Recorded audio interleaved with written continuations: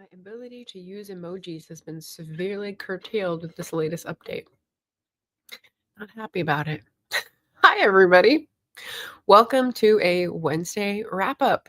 My name is Margaret Pennard, and that is a different brand than I'm used to. Interesting. And there's no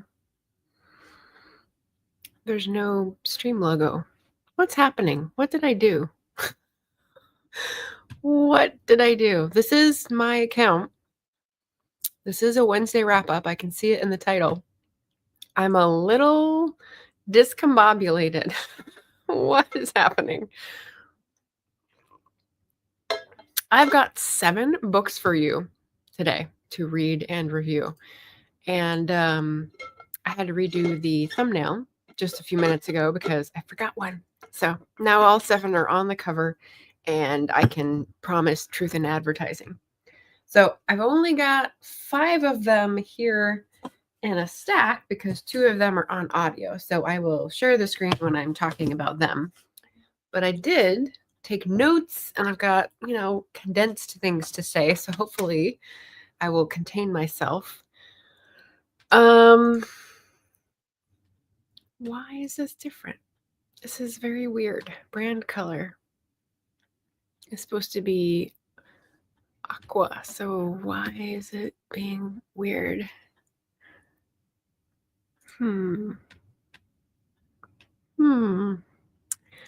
Well, I don't know. Anyway, we'll just keep going with black as a background here and no logo. Maybe someone got confused. It's probably me. Hi, Leslie. And Jean Shelby Books, hello, nice to see you. She says, looking forward to seeing your list, even though I'm sure one of my books isn't on the list. Ha. No, I haven't gotten any of your books yet. I should definitely look at them and check that list out, though. And Ben here to say, hey, yo. Hey, guys. I was about to record, but this will be much more fun. Way to procrastinate. Okay, so let's go with the research book first. Let's get the boring one out of the way. And I say boring only because you can't even see the cover. I got a cover from the dust jacket for the thumbnail, but really all you can see is this. So I've had this book for like 6 months, and it's an interlibrary loan to give you the source of the book. It's called Bronte, a political biography of Bronte O'Brien. He's one of the real historical characters that has been yoinked into my book, Orla Rafferty Seeks for Fortune. So I read through this and I took all the page tabs off because I'm ready to return it to the library. I had to do that last night. I had to do it in heats. It took 3 different times, and my fingers and my wrists got like annoyed at having to take the picture, take the tag off. It's the whole thing. But basically, this is a really great biography. It's pretty old school. It's pretty dry, but there's a lot of exciting facts in his life. There's a lot of interesting things that James Bronte O'Brien was involved in.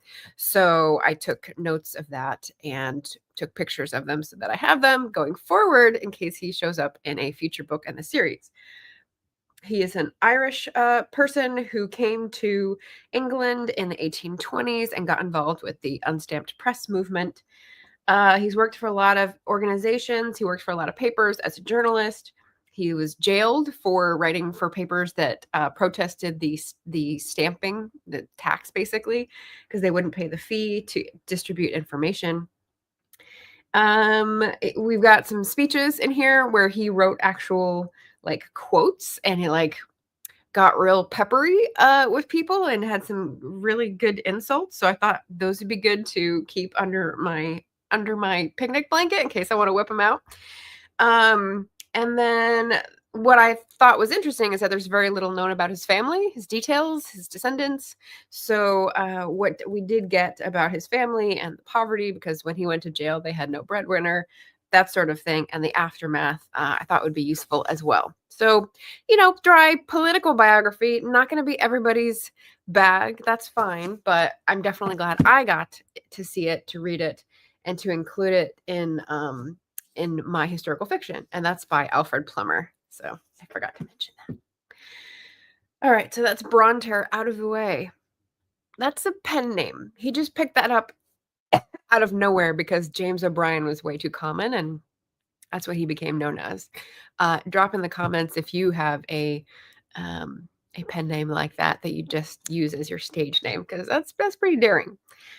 Let's go to the most recent one next. So Crescent Moon Tea Room by Stacy Savinsky. It's a beautiful book. It's the second book I read for the New Year's-a-thon run by Donna Marie. And you know what? It actually has silver on the cover. The stars are silver. So I can use this for 4 of the prompts. So I did complete all 5 prompts for New Year's-a-thon with this one and another one you'll see in this review. So for this, I got this book on pre-order from the novel Neighbor. So I ordered it from an independent bookstore to support them and the author. I don't know her. I've never seen her. I've never met her. She's never been on A Mighty Blaze. I saw a social media post. Wow. I'm tracing it back to the source. I saw a social media post, and the cover and the description sounded so up my alley. It's like cozy fantasy, 3 witches that are sisters, have a tea room, and tell fortunes until something happens, and then they're, struggling in some way. And I thought, that sounds perfect. So I would say it's part Night Circus, if you've read The Night Circus by Erin Morgenstern, part a Bronte sisters vibe of the 3 of them. They're triplets, so they're not just sisters or triplet sisters living together. And part Travis Baldry. So I haven't read Legends and Lattes, but I did read Bookshops and Bone Dust. That is the right title. And that sort of like cozy everyday routine and a little bit of like gentle tone to the narration is in there as well. So the themes that I thought came out of this are dealing with self-doubt, wrestling with fate, making sacrifices, and of course family, with the sisters being together. I thought it was a well sewn together book because we have 3 sisters who all have things going on, as well as the overarching plot that's trying to antagonize them. So there's a council of witches, and there's things that all the sisters are interested in, that they're being pulled in different directions. So well sewn together. For me, it felt a little like minor key. So that's probably like the Night Circus vibe that I'm trying to describe, like a little slow, a little sad tinged, rather than cozy. Because when I read something that's cozy, like, yes, there was a lot of sensory detail in here that made me smell the tea and feel the wool blankets and, shiver with the wind coming in. But cozy makes me feel safe and warm. And I think a lot of this made me feel like sad. So if you're in the mood for a sad book that's like low stakes and with some supernatural magic and some good themes, I definitely recommend this. So it's her debut novel, and I really enjoyed it. So yeah, that's Crescent Moon Tea Room. 2 down. I also had an announcement. Let's see. Jean says, I'd be happy to send you one if you're into women's fiction. Oh, that depends. Yeah, some women's fiction. So let me know what the best way is to contact you, and we can have a conversation. I'm on all the platforms for messaging. So that might be a great idea. Ben says, that's my reminder to actually read my copy of The Night Circus this year. Yeah, it's interesting. I really liked it. My Booktube read it and had differing opinions. Someone didn't really like the color scheme being black and white. I didn't have any beef with that. I thought it was a really interesting, fantastical, whimsical plot. So hope you enjoy it. Jocelyn Carter here to say hello with the unicorn and a cowboy, as always. Okay, so that's Crescent Moon Tea Room. The announcement I wanted to remind people is it is January 15th today, which means it's the last day until midnight, your time zone, when you can get in an application for the AuthorTube Writing Conference. And there's a couple different ways you can go in, but I'll just put one of the links that is available on the website. It doesn't take very much time. You just have to have a good idea and, sound like you can actually deliver a talk on that topic. So if you are an author and you have a YouTube channel and you want to participate in a writing conference that is free and develop your author community, check it out in the chat. Let's see. Rising is my next book here. Rising by Elizabeth Rush. The subtitle is Dispatches from the New American Shore, and you can see it's a library book. This I actually had on a TBR from a long time ago, and didn't read it then, so I don't remember who the original catalyst is. But this is conservative tabs. Look at that, only a few there. I put it back on the list because I needed an oceans book. I did not end up reading it last year for Climathon's oceans prompt, but I did follow my oceans prompt of last year with this one. So I started it last year and finished it this year. And it's about sea level rise and sort of the front lines of sea level rise, focusing on the United States. So this journalist, Elizabeth Rush, has also been to Bangladesh and other places around the world where this is a hot topic. But as an environmental journalist, she's also been to several places in the US where this is a hot topic where people might not realize. So not just Louisiana, although there is a fair portion spent in that region, but also Rhode Island and Florida. And I think there's one more, but it's escaping me right now. So Rising, I really liked it. She's got a very unique voice as a journalist. She's also got a unique structure. So it's sort of like a memoir, and then it's like divergent. So she has places where she's talking about learning to approach the issue a certain way, and then she's talking about interviews, and she even towards the end has direct interviews with people. And at first I did not know what was going on, but then it became clear that it's in their voice, and they're italicized at the top of the heading, whatever. But it wasn't clear until you got back to her voice and it said, and I talked to this person. You're like, oh, that was the person I just saw. So it's a little novel of a structure for me to click into, but then I got it. She also has a sort of side tangent that she goes into that talks about, while being an environmental reporter, there was, and just a content warning here, there was sexual harassment, sexual uncomfortable situations when she was out in the field, and she reports on it. She includes it as part of the experience of witnessing the climate injustices. And so it felt like a different direction when I was reading it, but I think it's fair for her to include her experiences of, this is where this injustice or this change in the environment is hitting me and preventing me from doing the work that I want to do, raising awareness, et cetera, et cetera. And so it was just like a thing to be aware of, that it's in there. Some of the things I really liked were her curiosity and her sort of meandering way of describing how she discovered things. So she starts out with the key can come before the lock, and it's sort of like this puzzle that seems more like it's from a fantasy book than it is from a nonfiction environmental memoir. But she talks about language being a key and the word tupelo. And let me see if I can find the piece that I was going to highlight. Page 1. So she's in Rhode Island, and she's talking about rampikes. And rampikes, well, I'll get to that in a second. The local Audubon ecologist tells me that they are black tupelos. I roll the word in my mouth, tupelo, and cannot put it down. Tupelo becomes part of the constellation of ideas and physical objects that I use to draw up my navigational charts. I aim toward Tupelo. Words can shuttle us around in time and space, from New England to Old England, from Rhode Island back over 2,000 years to when the Wampanoag and Narragansett first harvested shellfish in these tide-washed shoals, to a time when language tangibly connected the physical world and the world on the page and in our conversations. Take Tupelo, for instance. It is Native American in origin and comes from the Creek Ito and Opilwa, which, when smashed together, means swamp tree. Built into the very name of this plant is a love of periodically soaking in water.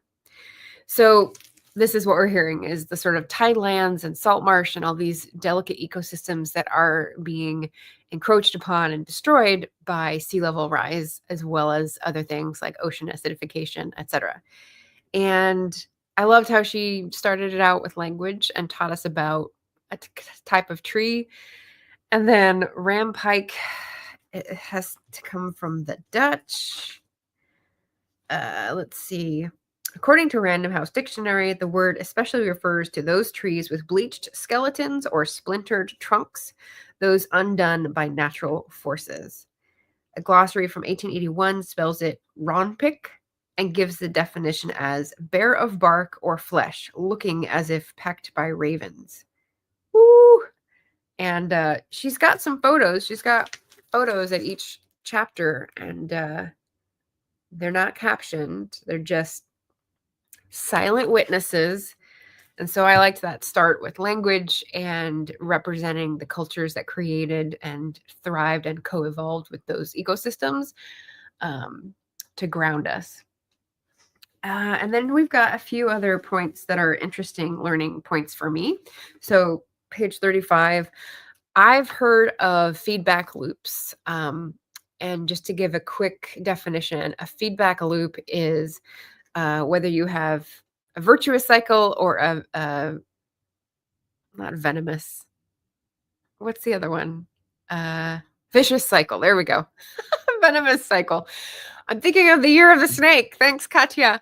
Okay, so basically it's like when you have a phenomenon that's happening and it creates an effect, and the effect then creates another effect that either amplifies or slows down. So a feedback loop is that it will keep going in the same direction and amplify something, or it will slow it down.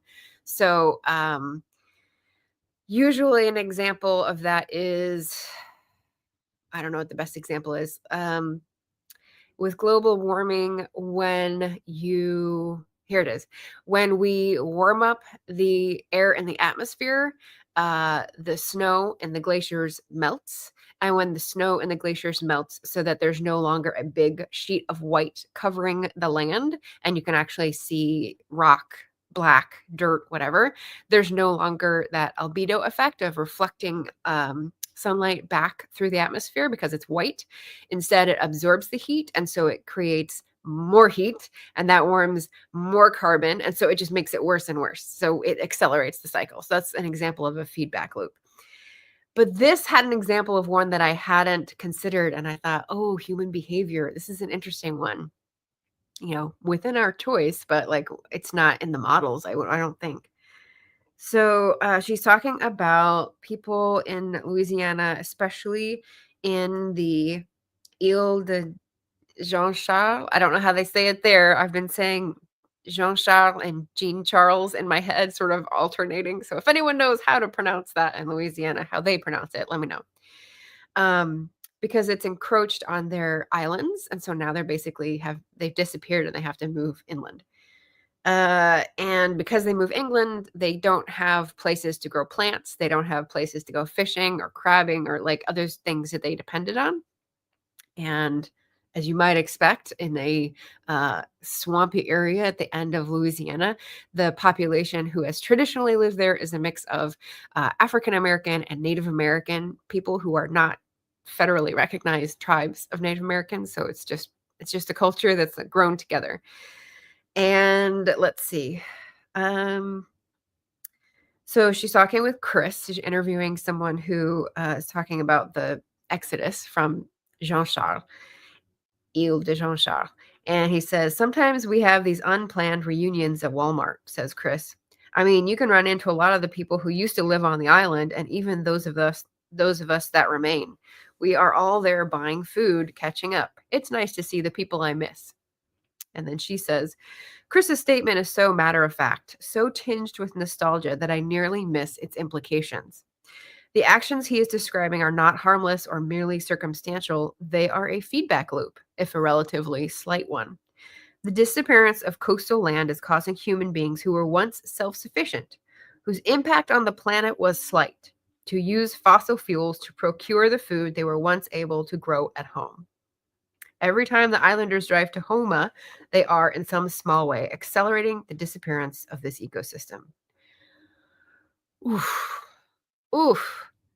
So I thought that was a really good observation. I was happy to have her point that out. Let's see. She talks about risk. Of course, everyone's assessing risks. And with the fires in California, it's sort of on our mind with what we're going to do with like insurance programs and stuff, how to solve that puzzle. When they have all the power. But there's one piece I thought was interesting talking about known risk and deservingness. So the NFIP is something she goes into a deep dive. It's the National Flood Insurance Program, and basically it was set up when they started building low income housing. The government did in flood prone areas, and because they couldn't get insurance elsewhere in the marketplace, they had a national program so that people could rebuild if it flooded. And these were for events like 1 in 100 years, 1 in 500-year floods. And they have statistics because they're insurance companies that predicted the height, the magnitude of the storms or whatever. And what we're running into now, of course, in the last decade or so, is that those statistics no longer apply, and we're having those every 10, 15 years. And so the, what's it called? The stricture with that insurance program of the federal government that you have to rebuild in place because they're trying to keep the development in the same place because they've got all the services to it already made up. Doesn't really make sense because you're in a danger zone. And if you can only get money to rebuild in the danger zone, again, you're throwing bad money, good money after bad, I should say. So anyway, that's the NFIP. And she had a side note about attitudes about this, which I thought was interesting. Rebecca Elliott, a professor of sociology at the London School of Economics, writes that before the advent of the NFIP, floods were considered, quote, unfortunate events that could be neither foreseen nor prevented. Those afflicted by floods were blameless victims, facing misfortune that might befall anyone, even those who had made the right choices, end quote. We used to think of someone who flooded out as being exposed unfairly to a certain kind of unpredictable and unwieldy weather as suffering an act of God. However, when the NFIP began mapping flood risk zones and conducting probabilistic risk assessments, flooding became, as Eliot puts it, scientifically foreseeable patterned events. Sorry, it's singular. What one can foresee, one can prepare for. And so individuals were expected to, quote, account for and manage the costs of living in a floodplain, end quote, by purchasing insurance. Put another way today, if people are uninsured, they are perceived as having participated in their own undoing. Ironically, the more information we have about the likelihood of flooding events, the less likely we are to consider those most at risk as being deserving of aid, even when their vulnerability has not been arrived at by chance, hence like the low-income housing developments, but as a result of centuries of risky and inequitable development. For the first 30 years of the program, this mattered less than it does today, as the NFIP was able to subsidize policies and offer rather robust recovery funding, often through FEMA, even to those who had gone uninsured. But with 8 out of the 10 most expensive hurricanes ever having washed ashore since 2000, So obviously, like, the stuff doesn't apply and they don't have a solution. So I just thought that was really interesting because we have had a lot of events to observe how people react to people in crisis. And I think about Western North Carolina and Eastern Tennessee and the recent hurricane event in the mountains where you're like, how can you predict that? No one, well, some people were in floodplain, but a lot of the events that were a lot of the people that were hit were not in the floodplain. So, yeah, our attitudes towards those might have to change. And I thought that was neat that she pointed that out. Let's see. Power of Culture and Story on page 177. I really liked this book. Okay, she's talking about the power of recording the culture. For Il Jean-Charles. After the last crumb of red earth that once was, Jean-Charles dissolves into the gulf. After the emergency that is the loss of a home place passes, something else will emerge from the salt water. The story of the island will replace the island itself, and those who loved Jean-Charles will guard that tale, just as the Penobscot and Maine still celebrate the caribou, a century after colonists killed the very last one. So I just like that she pays homage to the fact that we're doing damage as settlers, as consumers on this land, not living in harmony with it. And there are still people who are trying to retain knowledge and retain the importance of fellow creatures that we co-evolved with. So I thought that was pretty neat. Let's see. So Jean has a YouTube channel. True, I can leave a comment there, but it's less it's not as nice to like arrange things in a public forum than it is a direct message. Okay. Jocelyn says there definitely needs to be awareness raised about the environment. Too many people are assuming it's not a serious issue. Yeah. Yeah. Let's see. Story conserving the stage. So this is a cool idea that I hadn't heard the term. And so let's see. We're talking about so Alice has talked about this. Alice Henderson has talked about getting endangered species on the Endangered Species Act list and how hard that is and how long it takes and how much research to get it there. And that's one way to protect those species, by protecting their habitat. But here, Elizabeth has a further take on that. In fact, the logging ban that protected the spotted owl's breeding habit is, if you look at the results it produced as opposed to the intention behind the action. If you consider, for instance, the varied geography of the places the ban safeguarded and not just the specific species it was designed to save, an example of what biologists have begun to call conserving the stage.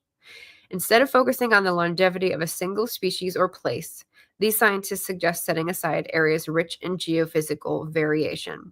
To maintain our planet's diversity of life, we need to pay special attention to topography, they say. That's because as the Earth warms, species are on the move, many relocating up in elevation or poleward at a respective rate of 40 vertical feet and 11 miles every decade.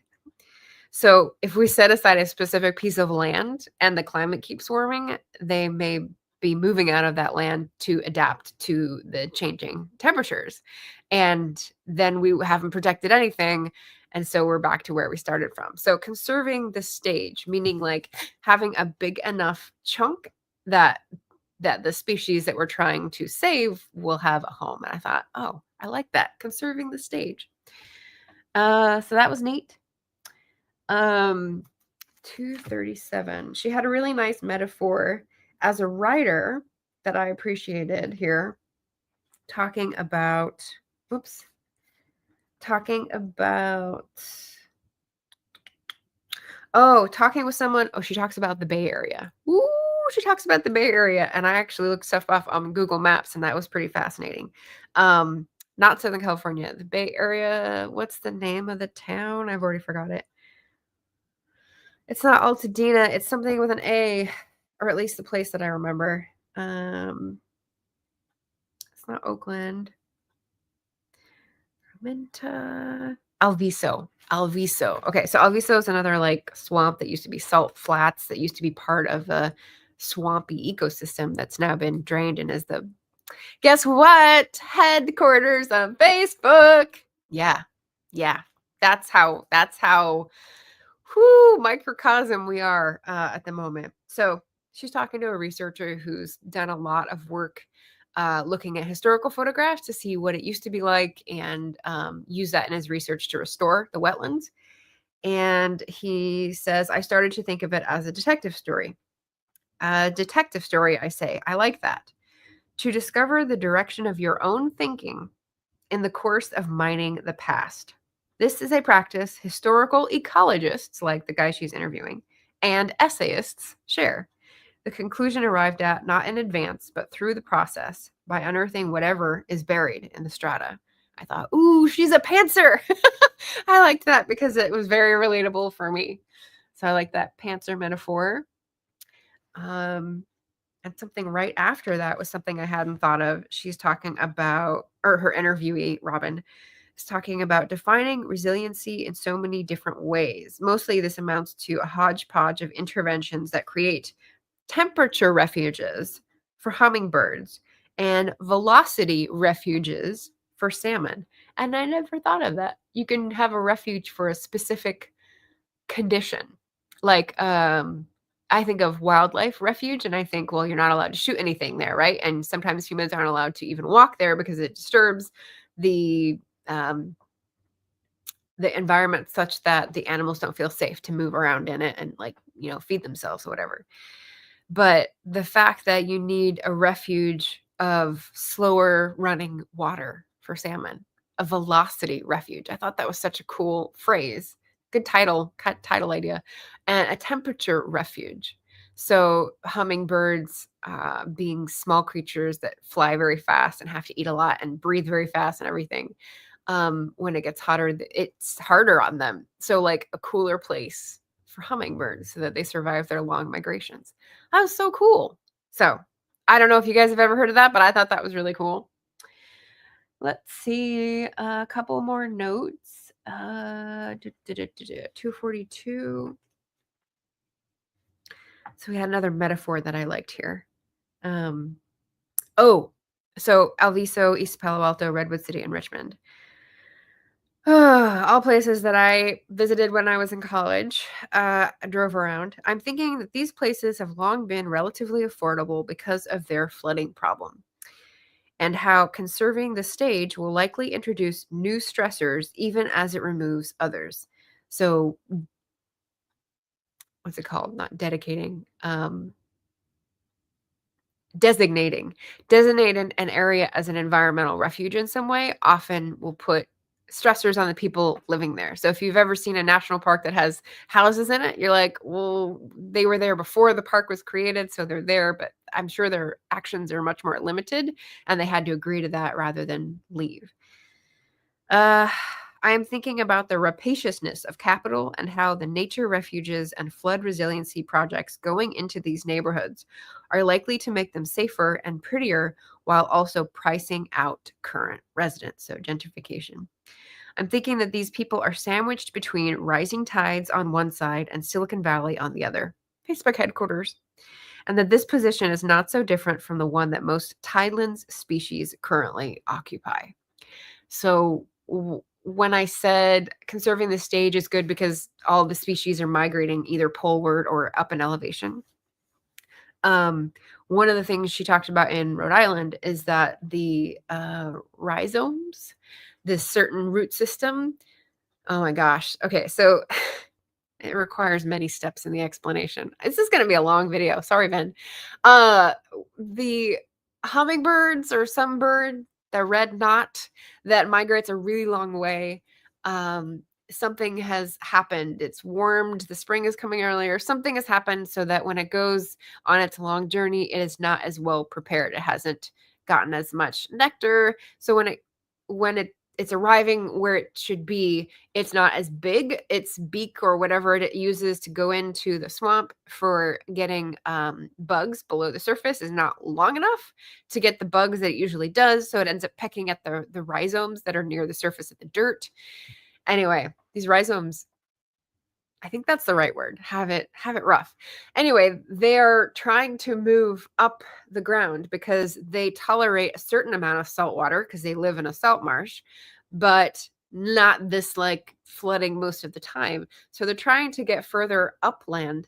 But the thing is, there's a road. And if you're a root, you can't spread your seed over a road as easily as a bird can fly over it.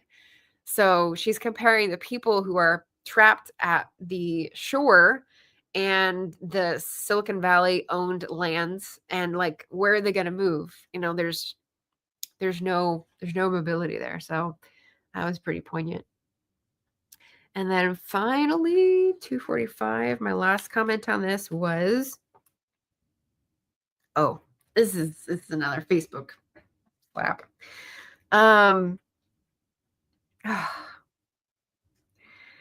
I am thinking that while Facebook purposefully, painstakingly lifted every single one of its new offices as protection from the first wave of future flooding, and lifted, she means on stilts, it didn't elevate much of the infrastructure the buildings depend on. It didn't elevate the roadways or the storm pipes or the sewer system. When those flood, taxpayers will cover the expense. And when the Salt Marsh harvest mice living just east of the parking lot drown, few workers at Facebook will know. Because what they do and who they are is not dependent upon the land where their company rests. If Facebook eventually relocates to higher ground, it will be exactly what it was before, a social networking platform that connects users globally while disconnecting them from the physical setting where their lives take place. Ooh! I'm thinking about how the ability to move and remain unchanged is a privilege not shared equally by everyone and everything currently residing along the water's edge. Oh, so good. So good. So she's got a newer book out. That one is from 2018 or 2019. It's rough. It's good knowledge. And it's good connections being made. It's rough. Oh, Ben says, I've actually been to Alviso a long time ago before Facebook. Yeah, they were probably a little further north. It's all good. I'm on a friend's life in a bit. Sleep can happen tomorrow. Red knot is adorable. It's a bird. It's also called the moon bird because it flies so far for its migration that it is approximately the distance to the moon and back. So I call it that. I think I looked them up and I don't remember what they look like. It wasn't something completely new. It didn't look very different from other birds to my memory, but I'm glad you like them.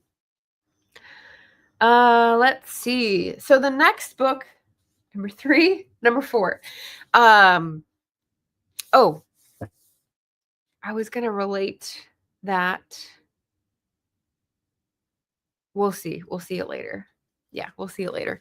Okay, number 4 is this book, Clear by Karis Davis.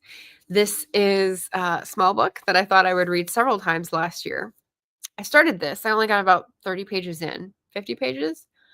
And I ended up reading it, finishing it on audio because I got the audio version from Libro.fm.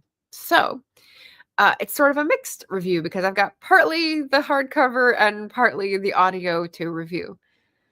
The overall impression is that it went in a different direction than I was expecting. So Clear, it's not obvious. It's a pretty cover, but it's a man in a boat in a stormy sea with lots of clouds, and it says Clear, which might seem paradoxical, but if you've read my books and you know this is set in Scotland, you might have a distant bell ringing in the relation, which is clearances. So in the Keening, I wrote about the clearances of the Isle of Mull. This is a fictional or, fictionalized island in the north of Scotland. So instead of the west, the Hebrides, it's the north of Scotland. And basically, the premise is that this one minister of a new break-off church, so they don't have their finances set up yet. He is so desperate with his new wife for an income that he agrees to do this favor to some rich guy, which is to go to this island and tell the one remaining person who lives there that he's got to clear off, right? So they have to take a ship. He doesn't speak his language. Things go wrong. Relationships are forged and assumptions are questioned. So very different direction. I didn't know what to expect, but a different direction than I imagined. And the ending is a little unbelievable, but it's just another register. It's another intention of the author. So I appreciate that there's someone else here who makes a different statement than what I would make in the ending. And it's a happy ending. So don't be too quick to toss it out. I appreciated it. Let's see. The language approach I appreciated as well. So they don't use Gaelic in the book. There's no foreign words, but a lot of this takes place in people's heads because they're alone. So they're talking to themselves and they're reasoning to themselves and they're sort of remembering things. And that's very clearly represented as part of the action of the book, which is different. It's like a very quiet internal narration. And I liked that. Narrator did a great job. Some of the themes in this book are about risk. So the guy setting out in the storm to perform this errand and leaving his wife to do so. Secrets. We've got secrets when the two men meet, the minister and the islander, and what they have, what their mission is, or what they found, let's say. The theme of home. For example, people who are searching for a home or people who don't want to leave their home. And if you've followed the channel for any length of time, you know that I love interrogating people's ideas of home and the values and how our different versions sort of relate and don't often get talked about. So I love discussing that. And understanding. So like a kumbaya moment. Class for sure. Although it's more like a rural urban split. So if you're a political sociology fan, then you can think of different classes, or you can think of like an urban rural split, different cultures talking to each other. Really fascinating treatment of that. And liberality. And by that, I don't mean political, I mean like ideas and understanding. So very, very interesting book. And short. So if you're looking for a book for a challenge, and this isn't a relatively recent release, and the theme, the clearances in Scotland, pet theme of mine. So always recommend. Let's see. Emma is here. Hello, Emma Bennett. Eloise is here waving hi. Emma says, I loved Night Circus. Yes. That was an earlier book that I recommended as a comp. And Ben says, it's been sat on my shelf for ages. I heard good things. It was a pretty cover. I'm glad you liked the cover. Some other people in my group of book club readers did not. Okay, so that is clear. Then I get to move on to this book, which has sat on my shelf for a long time. So The Seed Keeper, I bought this new. So I bought Crescent Moon Tea Room new. I bought Clear new, and I bought this new. So this is an unusual wrap up in that most of these I actually bought new. So it's a chunkier book. It's a longer one. It's Diane Wilson's novel, The Seed Keeper, and it is about a woman who has had to make compromises in her life. She has had a rough beginning with her mother dying young, her father dying a little later, being put in the foster care system with very uncaring and unkind people, having a troubled relationship with folks at school, and then finding a sort of refuge in her marriage, but then it becomes more complicated later. So we see things from a few different perspectives, and that's probably my favorite part. It's beautifully written, but the perspective taking is, I think, what really makes it shine for me. So also, this was a buddy read with Bethann Berninga Sokolar, and I've sent out a few messages and haven't heard back. So since December when we were going to read it, I don't know if she's finished or what, but I think she's maybe too busy. So I'm just going to plow ahead with my review, and then maybe we can have a discussion later. So there we go. Let's see, the POVs. So we start out with being grounded with the current first person, which is Rosalie. And we don't get the backstory. We don't get we don't get why it's happening, how it's happening at the beginning, and that was fine with me. We also go into the heads of her friend Gabby and a person named Marie, and then a person named Darlene. So it's all women, and I just really liked how they were woven together. So it was really nice. Themes in this book include perspectives and perspective taking. I don't know if that's a psychological term or a conflict resolution term, but I learned it somewhere and I think it's very important and they do it beautifully here. Making assumptions. So I had a couple quotes that I was going to share. 163. Oh, so assumptions.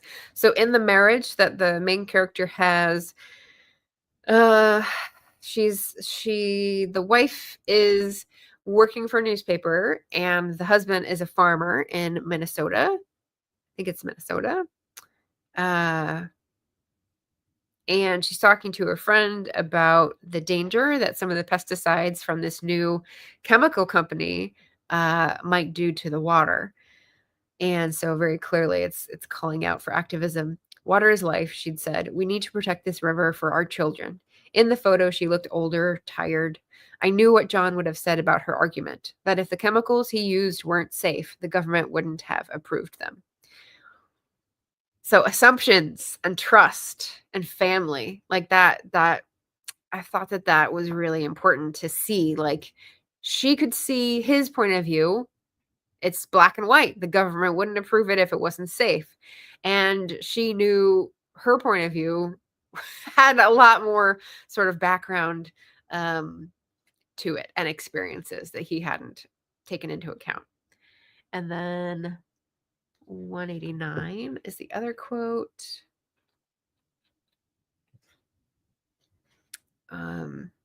Okay, so here she's talking about her marriage and the son that she has. He asked questions about the devil and baby Jesus. Surrounded by approving adults, he learned that his father's beliefs were blessed by God and church and community. Eager to please him, Tommy began spending less time with me until I finally stopped asking if he wanted to help in the garden or gather plants in the woods. Because this is what he remembers, Thomas grew up believing that I had given up on him, and that is what he cannot forgive. So good. I mean, I didn't mention this at the beginning because it's the most obvious thing. Diane Wilson is an Indigenous author. She's part of the, I'm going to say Dakota, but I want to make sure, Dakota Family Struggles. It doesn't say it on the back. Hopeful story of the Dakota woman who protected their family seeds for future generations. Yeah.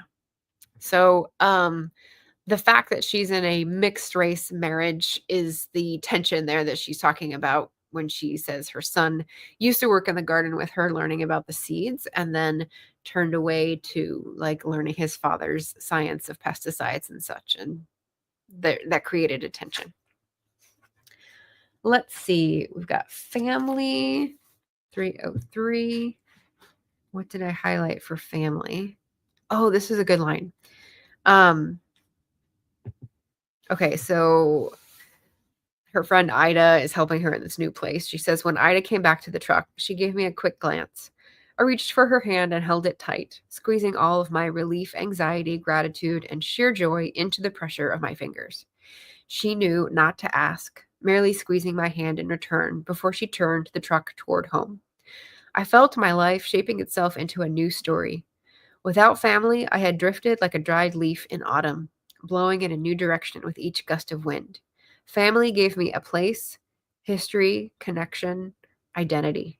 Even in the midst of terrible pain and heartbreak, family held the possibility of love. I just thought that was really beautiful. And because the main character's struggle here is not feeling like she belongs, not knowing any of her family, that passage means that she felt she was like without love, and then she's finding it throughout the narrative, which is really beautiful. Let's see, the pain of being ignored and observing nature, other things. Okay, so I didn't look it up. This is the one thing I forgot to look up. There was a quote where she's having a dream while she's listening to the river in the forest. I walked quickly on trembling legs, carrying a bundle that I held tight when I fell. And there's an interview in I Want a Better Catastrophe where he's interviewing a woman and she says her approach to climate catastrophe is if she was falling and holding a baby. What would you do if you were falling and you were holding a baby? You would be trying to cushion the fall. And so Andrew Boyd's metaphor is like going down rapids in a canoe. Well, at least you can like use your oar to make it not as bad and capsize quite as badly as you would. And hers is like, you're falling. There's going to be a pay moment at the end, but you're holding a baby and you want to protect it. And so I thought, oh, that image. I wonder if it was an Indigenous woman and it's something like is more common, an image, because I'd never, I think, heard of that before, but it was neat. And I would call that biblioserendipity, but now I kind of want to call it bibliomancy because it's mixing sort of imagery and metaphors from the different books that I read that are vastly different, Indigenous literary fiction with Black humor nonfiction, activist nonfiction. So that's cool. And then the final quote. Oh, yeah. Okay, so this goes back to a Rising, page 195. All right. Oof, okay. I studied the patience of the red oak, so perfectly formed over many years, as she endured the cold. In the fall, she prepared by pulling the energy of sunlight below ground to be stored in her roots, much as I preserved the harvest from my garden. Through a season that seems too cold for anything to survive, the tree simply waits, still growing inside, and dreams of spring. Without fully understanding yet why I had come back, I began to think it was for this, for the slow return of a language I once knew, the language of this place. It's so good! So here is another bibliomancy moment because Rosalie knows this place so well because she grew up with her father in this cabin and they learned everything about the forest. It was their ancestral land. Like they have a deep connection to the place and she knows how to survive on it. The language of the place, she knows it and it's coming back to her. Compare that to Facebook headquarters in Alviso, where they just plunk it down on stilts and, assume everyone else is going to carry their shit away in the swamp. And they have no idea what's going on, no idea what's dying around them. So I thought it was so good. That was such a good moment when I realized those two were juxtaposed. That was good. All right, I've got two more. So this is where I'm going to share because one is an ebook and one is an audiobook. So here we have, let's see. I didn't put a description in, but hopefully you can all see. I read a nice little holiday romance by my friend Tiffany Russell. So Elfing Mine is the third in a series, but it does not need to be read in order. I did not read the first or second, but I just picked this up because it was coming out in December and it was my new release for her kid. So that was fun. But also T.L. Russ writes beautiful romances and there's always a moment that's like, just a nice, warm, melty chocolate moment. And so I said, this is sweet like toffee. I feel like I'm going through a toffee curtain and I sort of have to like clench my teeth. Like it's going to be very, very sweet. And I have to sort of like go with the flow because it's an escapist romance. And, the unrealistic parts you just have to let go of and think, all right, this is why I'm not dating. This is why I'm reading romance. It's going to be delightful. So Elfing Mine is not only holiday romance, like unrealistic, but it's also a little fantastical. So it's in a magical town where a family is actually the family of Santa Claus, and she's running from a financial / relationship problem and runs into the guy who's set to inherit the Santa suit. And so, funny things ensue. There's great secondary characters. There's lots of humor, a few very nice moments, and basically it's the source of a lot of my romantic preferences, which is like someone learning how to trust again and opening themselves up to the possibility of love. So it's very nice, pretty short.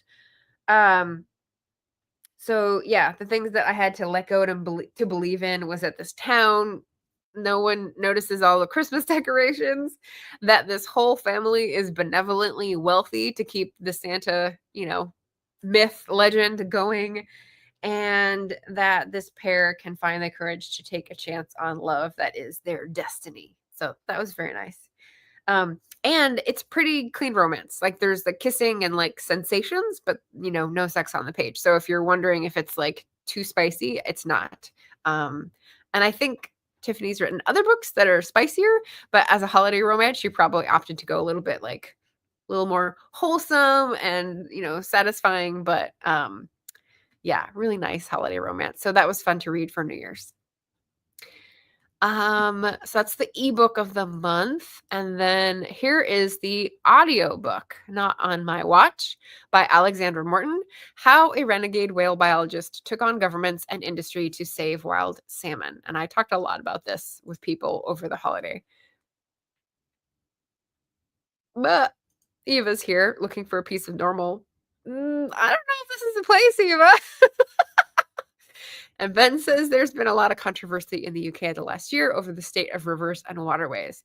Interesting. Yeah, I wonder if it's focused on certain places, because I feel like salt marshes are definitely not getting much attention nationally, and the places where the media is focusing on are urban areas like Flint with the water crisis there, or I think it's Richmond that has just been experiencing the same, like their water system not working, or no, I don't think anyone's running out of water, but getting pretty close. And the dead zone in the Gulf of Mexico, soon to be renamed the Gulf of whatever. But yeah, interesting. Let me know if there's a localized thing that is catching the headlines. But yeah. Okay, so this is the last one. 1, 2, 3, 4, 5, 6, 7. No? Did I miss one? Crescent, Rising, Clear, Seedkeeper, Elfing, Bronter. Oh, it's over here. That's why. Okay. Okay, so this is a Libro.fm listen. And it is also an Oceans book if anyone is looking for an Oceans prompt book for Climathon. And I was mainly interested in it because I like to hear other people's accounts of their activism, like why they got into the thing they're so passionate about, whether they'd always known or whether they got sucked into it, or, whether it was related to what they thought they were going to do or what have you. So it's inspiring to me, whatever path they took to get there, how they stay in it. Now, I had never heard of Alexandra Morton before. She is a biologist / activist, and she has lived on the British Columbian coast for decades. So she started her research in grad school in Southern California, I think in the 80s, went up to live in BC and found a cozy little cove harbor and was all set to keep researching the language of whales. She always knew she wanted to go after large-brained mammals, which is very specific for a small child, but she knew. And so had done, rigorous scientific work on the orcas in not SeaWorld, but something nearby that was a park that had killer whales.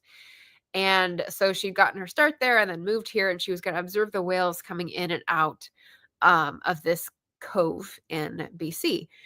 And this started her lifelong crusade against farmed salmon, because when she saw whales having trouble, she wondered what caused that. And then she started tracking the salmon. First, it was sea lice, lovely topic, parasites on the salmon that were decimating the populations. And if you don't have enough food, you don't come back to that place. It's no longer your home. So first it was parasites, and then when she got into it and like sampling and everything, it became viruses. So a different plague.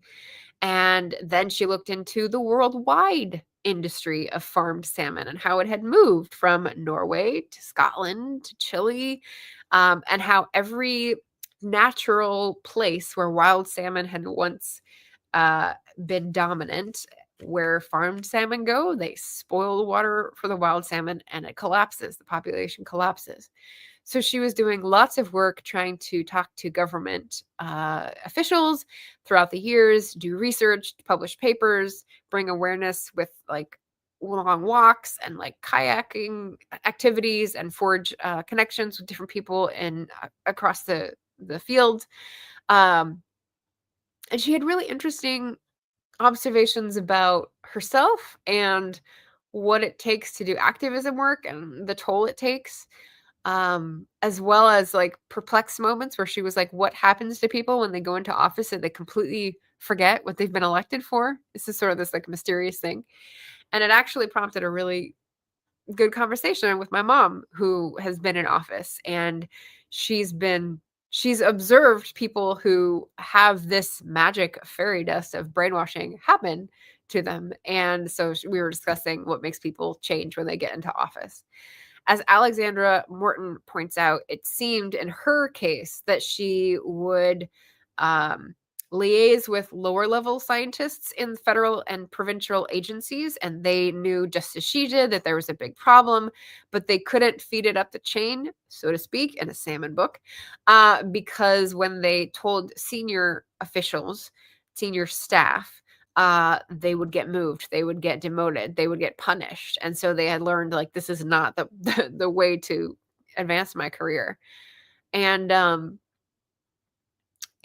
yeah, and then when they would try to tell the officials when she would write, or when the scientists would try to bring up issues, they would get shut down as well. So somewhere in those top two levels, there is an issue. Interesting. What did I have for this? So I listened to it on Libro.fm, and I did notice at least 5 like glitches where it repeated words or like something was happening with the audio, which didn't spoil the whole book, but it like when I got to the end, it was kind of annoying. Um, but besides that technical point, there was a lot to appreciate in the narrative, both in telling the story and narrating it well. So, at the beginning, she talks about salmon farms going in. And when you're in ocean waterways, it's this weird gray area. You're in a wild ocean, so you're under one jurisdiction, but you're a farm, so you're under a different jurisdiction. So that's why they had so much trouble, and they were obfuscated from their true goal for so long, because they couldn't get to who regulates the farm salmon. But the farms went in and they had a tenure, which is basically like a license of some sort to be in that spot. And people who are on houseboats, like she was, had a tenure as well to like be at the spot and access, whatever sewage services or whatever. And she went in at one point to try to get a tenure, and they had rescinded our right to live, is how she phrases it. So like, you can be told to move on a houseboat because you don't have a claim to that space anymore because the farm salmon is going to make money for somebody. And that felt very gut-wrenching. Gentrification on the water, so common theme there. In describing the gray area of being under one department's jurisdiction for oceans and another for farms, she said she landed back in the vortex of disregard. And I loved how she phrased just that place of the gray area where no one would take responsibility for it. Really made me frustrated along with her. Yeah. So the conversation with my mom was good. She eventually got into corruption. One of the things that she starts out with, and then you don't hear about for a long time when she talks about her early life, and then comes back to the front when she talks about her most recent efforts, is liaising with the First Nations communities, who obviously live right along this coast as well, and on Vancouver Island, near where she was. She says she wished she had consulted them before she moved there, if she could do her research. She wished she had relationships with them. But instead, she talked to her, neighbors, and wrote mails and sent her information to provincial authorities instead of First Nation authorities, whose land, in some cases, was where the farms were located, and they had not agreed to it. So that was a really good point, and I love that she incorporated that and then learned from her lack of action there, and got to know and sort of owned up to the fact that she didn't know, she was uncomfortable, she put her, the wrong foot forward, she was constantly learning, and just in awe of how these people who had co-evolved with the system, which I really love that as an idea, were coming back to fight for the return to the natural condition and, their wishes, because it was their unceded land. So important. Let's see. Oh, can I play? I had a quote, but now where did I put the phone? Phone's up here.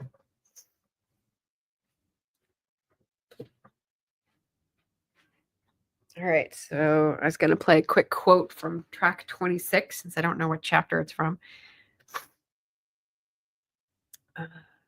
Political expect. Let's see.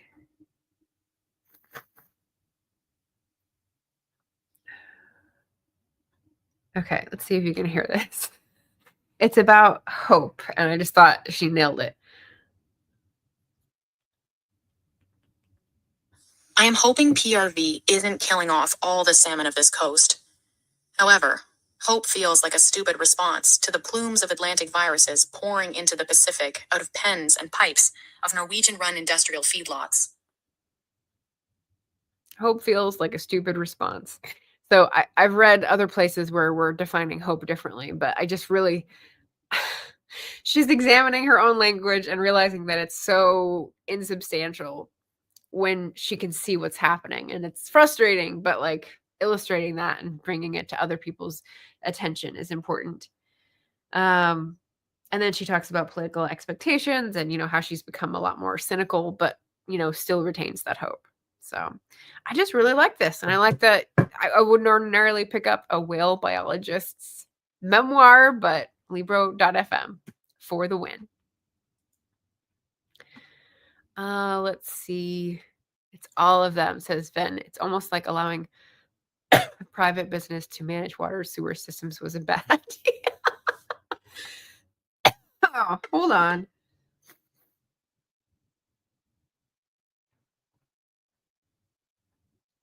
Speaking of water, I don't know if anyone else has this, but I've had my water shut off several times because people needed to do work because a pipe burst, and so they have to do a water shut off in the whole development. And if they do that in an emergency, they don't inform you beforehand. But even when they did inform me beforehand, I'll be caught unawares because I didn't go out to see the sign. So like every night and every morning and every time I leave the house, I fill up the kettle, I fill up the cat water bowl, I fill up my water bottle. So at least I have like 3 things done, because I'm paranoid about it now. Yeah, allowing private business to manage. Crazy. Yeah. Send me some reports. So anyway, 2 good audiobooks from Libro.fm, your friendly neighborhood independent audiobook purveyor. And 5 great books, 2 from the library. Very cool. 7 books for my first wrap-up of the books read in 2025. I know I had a New Year's Day wrap-up, but that was obviously books read before. So we're off to a good start. A lot of good nonfiction, a lot of good climate nonfiction, and I'm gonna have to start assigning books to different prompts for Herkyed, because I can't go the whole time without realizing what's left. So maybe I'll invite y'all to do that with me in a future live. But my goodness, what else do we have? So today is the last day for AuthorTube Writing Conference. If any of you are interested and have forgotten, do it today. Shouldn't take that long. Just get an idea, write a paragraph about it, submit. But tomorrow is also an interview. It'll be on my channel as well as Amani Blaze, because we're streaming to both, for ORLA. So it's the launch campaign continues. I will be speaking to Julie Gerstenblatt about Orla Rafferty Seeks for Fortune. So she's a great historical fiction author and will be interviewing me tomorrow for A Mighty Place. And then after that, I'll be letting out the next tour card because I've got a few more stops. Lovely people who are hosting me and going to ask me questions about books and other stuff. Maybe sewage and waterways. Who knows? And Gareth, if you took that out of context, that's on you for coming at the end. Talk to Ben about it. He might be able to shed some light on the subject. But anyway, there we go. Thanks everyone for watching, and it was lovely to talk about these books and great reads, and I hope you're reading great things as well. Take care and talk to you again soon. Bye everyone.